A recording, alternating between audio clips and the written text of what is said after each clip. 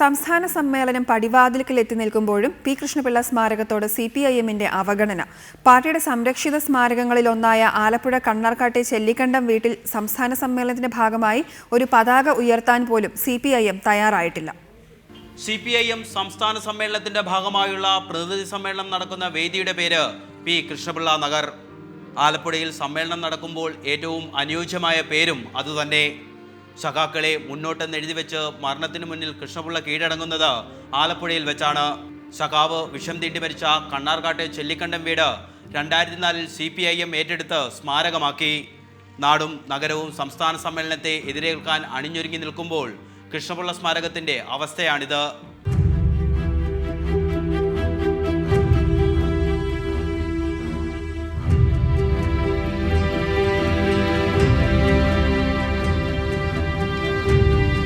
സംസ്ഥാന സമ്മേളനത്തിന്റെ ആരവങ്ങളൊന്നും ഇവിടെയില്ല. കണ്ണാർക്കാട് ബ്രാഞ്ച് സമ്മേളനത്തിന്റെ ഭാഗമായി മാസങ്ങൾക്ക് മുൻപ് സ്ഥാപിച്ച തോരണങ്ങളും സ്ഥിരമുള്ള പാർട്ടി പതാകയും മാത്രം.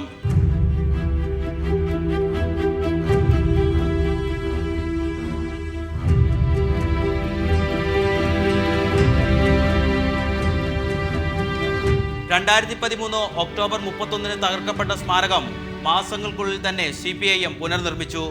സ്മാരകം തകർത്ത കേസിൽ കുറ്റക്കാരെന്ന് ക്രൈംബ്രാഞ്ച് കണ്ടെത്തിയവരെ പാർട്ടിയിൽ നിന്ന് പുറത്താക്കി.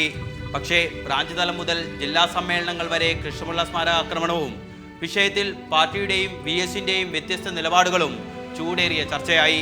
ആ ചർച്ച സംസ്ഥാന സമ്മേളനത്തിലേക്കും നീളുമെന്ന് തീർച്ച. ഒപ്പം കൃഷ്ണപിള്ള സ്മാരകം എന്തുകൊണ്ട് അവഗണിക്കപ്പെടുന്നു എന്ന ചോദ്യവും ഉയർന്നേക്കാം.